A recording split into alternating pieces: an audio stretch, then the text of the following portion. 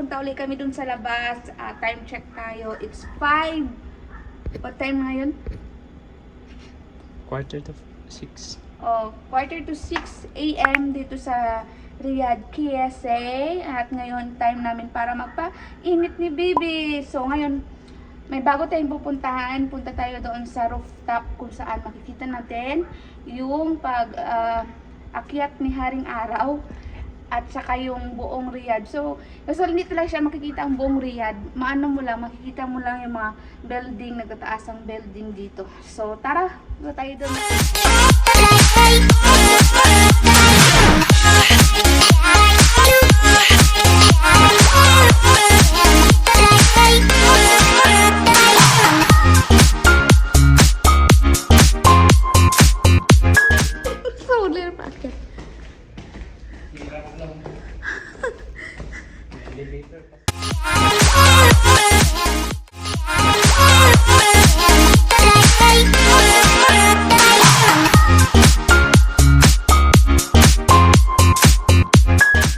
Ayan!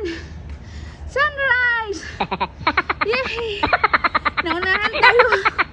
Nauna siya. Yung guys, lumabas na si Aring Araw. So, dito tayo sa rooftop ng bahay. So, ayun, si Ma'am Laka. Yan yung red mark ng ano ba tawag dito? Pag makikita mo yung building na yan, yan. Alam mo na kung nasaan ka, nasa ano ka? May Burj Khalifa yan dito. Nasa RIYADH, KSA ka. So, ayun.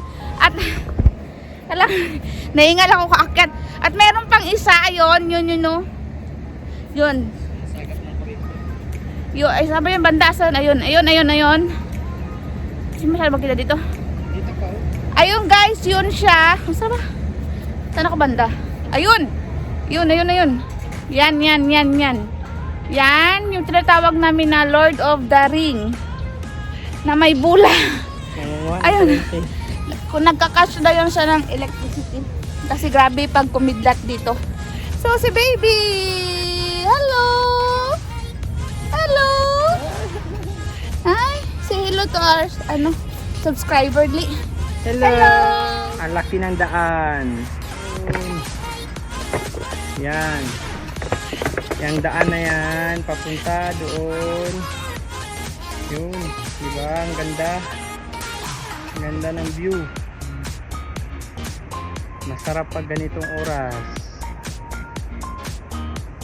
Hindi siya mainit masyado. Pero mamaya to, alas 7 to, alas 8 hanggang pataas na. Nako po, pwede ka na magprito ng itlog dito sa taas.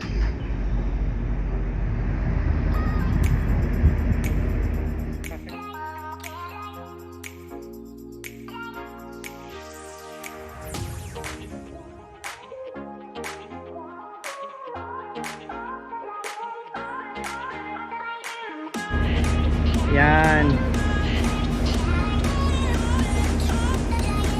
Diyan nag-walking yung amo namin na princess. Diyan, paikot. Bahay niya to hanggang doon sa dulo.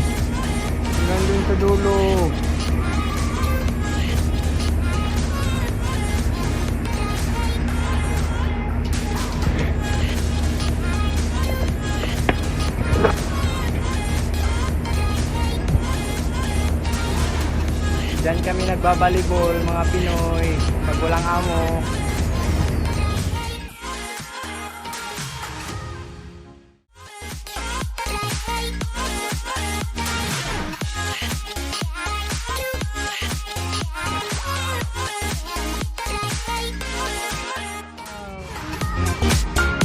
Sorry. You need to know how to speak English, ha? Ito, ano yan? 1 to 8.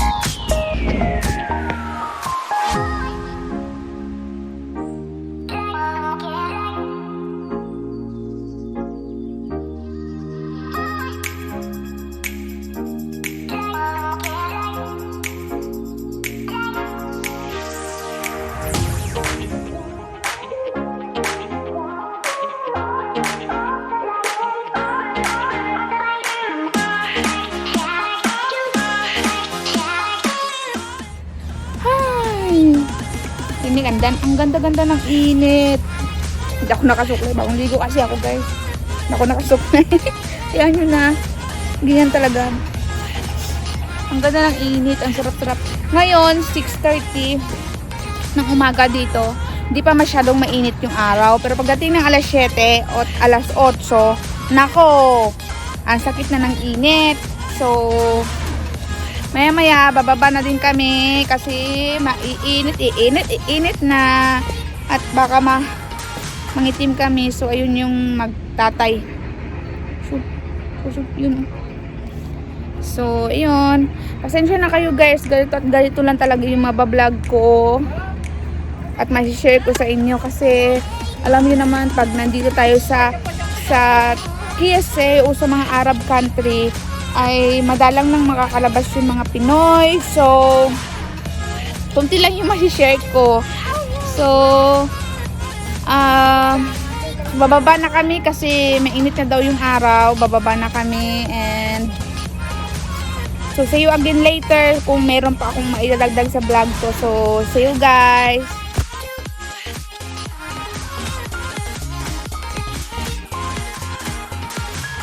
Yung baby, nanood siya ng kanyang cocomelon. Yan, yan.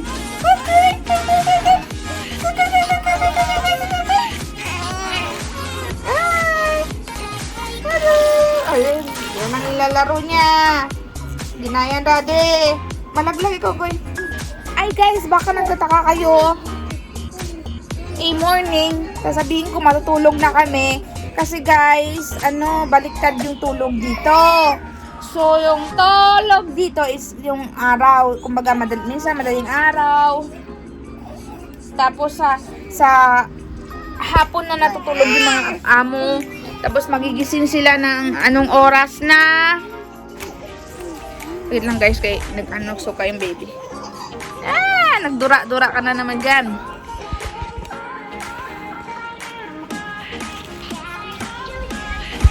Yun nga guys, pala ng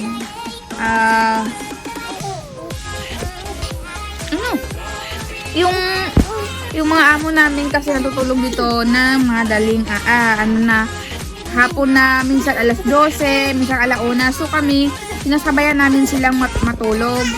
Pero siyempre, may idlip din kami. Sinasabayan namin silang matulog. Kasi pag hindi mo sila sabayan, matatalo ka. Kasi nga, minsan may inuutos sa'yo, may tatawag pa sa'yo, kung ano pang ipapagawa sa'yo. So, kailangan talagang sabayan sila. Hindi ka din naman makakalinis sa area mo hanggang gising pa sila. Kasi siyempre, andyan pa sila, lalakad-lakad dun sa area. So, yun na nga. Ganyan to talaga ang buhay dito sa Saudi Arabia. Alam ng mga kapwa OFW ko yan. Lalong-lalo na yung mga nagtatrabaho sa bahay. Alam nila yan kung ano yung oras ng tulog dito at anong yung daily routine ng mga tao dito sa Riyadh. Tuwa talaga sa cocomelon. May morning star ko yata ako. So, yun nga guys, sa mga viewers ko. Alam ko naman kunti lang yung viewers ko. Pero masaya na ako doon at maraming salamat sa mga laging nanonood ng aking vlog or di kayo ng aking mga DIY. Yung mga nanonood at nagtatangkilik ng aking mga DIY. Maraming salamat sa inyo. And diyan naman din tayo nagsisimula sa konti hanggang na lumaki, diba? And hindi ko naman ninanais na maging na maging sikat, sure. Gusto ko lang naman ma-share yung buhay-buhay dito sa Riyadh at yung mga i-share yung aking DIY. Gusto ko lang naman i-share sa inyo kung ano yung mga talent ko. Sure, talent. May talent ba ako? Joke lang. So,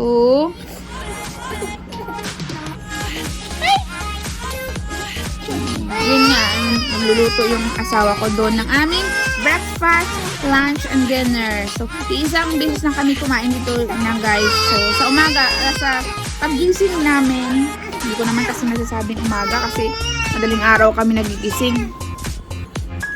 So, sa pagising namin, nagkakape at nagtitinapay kami. Yun nga. Tapos, after saka na kami kakain ng kanin. Pero yung kanin na isang beses na lang kami kakain.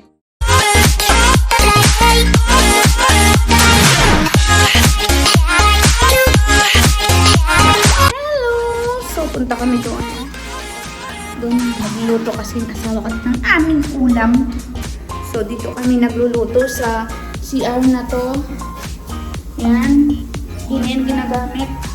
Walang ginagamit niya kaya ginawa na namin kitchen. Yan kami nagluluto. Kasi guys, wala kaming sariling kusina. Tapos di naman kami pwedeng magluto doon sa kusina. Kasi ayaw lang naman, ayaw nila ng baho ng luto ng Pinoy. Nababahuan sila pero mas mabaho pa pala yung niluluto nila. Ulam is lakmi. Bulad. Hotdog. Yan ang aming luto. Breakfast, lunch, and dinner. Ito lang yung aming ginagawa lagi. Ito lang ang ginagawa ng mami ko. Baby, everyday.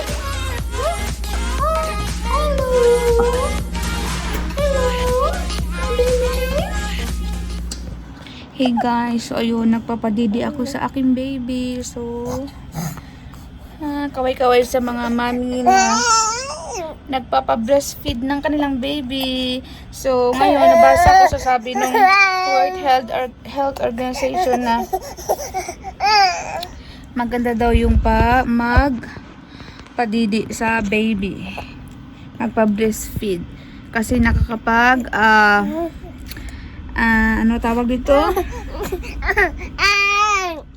Nakapag-boost ng immune system ng bata at saka parang ano din nila, parang hindi sila agad-agad mahawa sa mga sakit.